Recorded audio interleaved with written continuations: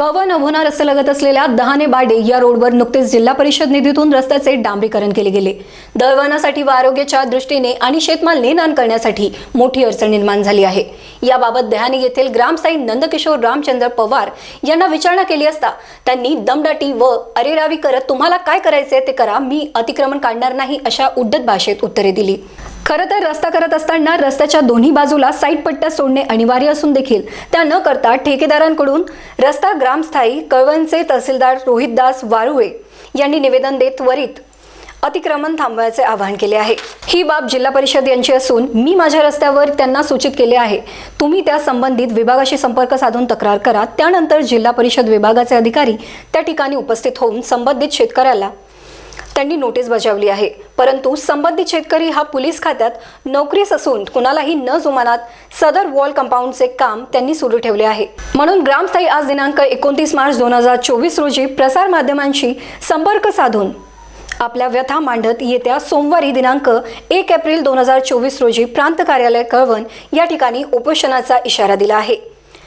की शेती मालक जो आहे ते दोघं भाऊ पोलीस मध्ये असल्यामुळे लोकांना दहशत दाखवतात। तुम्हाला जे करायचं ते करा, आमचं कोणी काही करू शकणार नाही। त्याच्यामुळे आमचे सर्व बांधव शेतकरी ते आदिवासी बांधव सर्व त्यांच्या भीतीने त्यांच्यावर कारवाई करायला घाबरत आहे। आणि माझी गाडी एकदा पलटी झाली तर मला त्या दिवाळीच्या दिवशी त्यांनी माझ्यावर पोलीस कंप्लेंट दाखल केली, शिवगाळी केली आणि माझ्याकडनं 7-8 एंगलच्या खुणा रोवून घेतल्या त्यांनी अतिक्रमणच्या भागात। आणि आज रोजी त्या खुणांच्या बाजूला कंपाऊंड करतायत असं मी स्पष्टपणे सांगू इच्छितो। म्हणजे एक पोलीस कर्मचारी असून त्याचा बळाचा वापर करतायत आणि त्याच्यामुळे सर्व शेतकऱ्यांना इथं दहशत निर्माण करतो की माझं काही कोणी करू शकत नाही।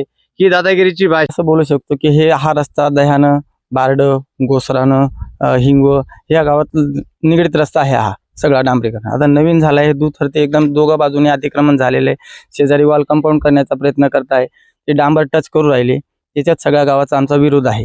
त्यांचे जुन्या निशाण्या ते सगळं नामोनिशाण करण्याचा प्रयत्न केला आहे आणि जे आहे सगळ्या गावाचं म्हणणं होतं जी आहे निशाणी त्याप्रमाणे तुम्ही वॉल कंपाऊंड करा, कोणाचा विरोध नव्हता ना। तर ते पेशंट या ठिकाणून निघू शकत नाही, कारण की जर 2 गाड्या समोरासमोर आल्या तर दोन्ही गाड्या निघू शकणार नाही अशी या ठिकाणी रस्त्याची अवस्था आहे। कारण जीवन मरण्याचा प्रश्न रस्ता मुख्य रस्ता असून जर रस्त्यावरतीच जर डबल वाहन पास होत नसेल तर त्या शेतकऱ्यांनी आणि त्या संबंधित लोकांनी काय करावं हा मोठा प्रश्न या लोकांपुढे निर्माण झालेला आहे। तर या संदर्भात प्रशासन दखल त्यांनी केलेली नाही आणि त्याच जागेवर माझी टमाट्याची गाडी पलटी झाली होती। या शेतकरी मालकाने दिवाळीच्या दिवशी माझ्यावर कंप्लेंट केली होती, बरोबर। आणि तो माझा सगळा आत्याचा मुलगा असून तो माझ्यावर कंप्लेंट दाखल केली। याच पॉइंटवर गाडी पलटी झाली होती, सर्व ग्रामस्थ सांगू शकतील। आणि शिवीगाळ केली होती त्याने, सर्व माझे काका वगैरे सर्व होते, पण मी त्याला काही न बोलता ते एंगल त्याने माझ्याकडनं त्याच्या शिसेला ठोकून घेतलेले होते आणि तेच एंगल आज उपटून आणि दुसऱ्या जागेवर कंपाऊंड करतोय तो। याच्यात तुम्ही जिल्हा परिषद प्रशासनाकडे काही पाठपुरावा केला होता? नाही, आजपर्यंत तर काही केला नाही।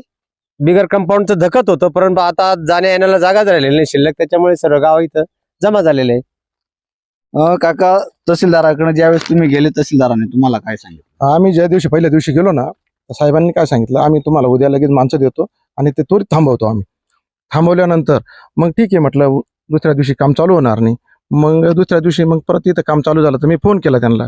मग मी दुसऱ्याशी फोनवरून बातचीत केली, म्हणे तुम्ही साहेबांशी बोला म्हणे। समजा इथं काही अपघात घडला तर आम्ही सरकारी शासनचे जेवढे कर्मचारी आहेत आम्ही त्यांच्यावर गुन्हा दाखल करू आणि प्रांत साहेबांकडे आम्ही सोमवारी जाणार आहे निवेदन देण्यासाठी।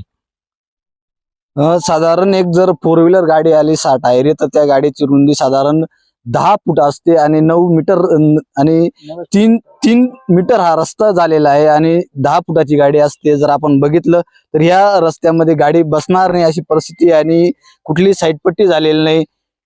तरी सुद्धा जो संबंधित शेतकरी आहे त्याने आपल्या दादागिरीनुसार वॉल कंपाऊंड हे डांबर खंदून आणि वॉल कंपाऊंड टाकलेलं आहे। आपण बघू शकतो या ठिकाणी हे वॉल कंपाऊंड आहे आणि या ठिकाणी हे डांबर टाकण्यात आलेले आहे आणि या डांबरला खेटून म्हणजे डांबरावरतीच वॉल कंपाऊंड घेतलेलं आहे। हे अतिशय इथले जे प्रशासन आहे त्यांच्या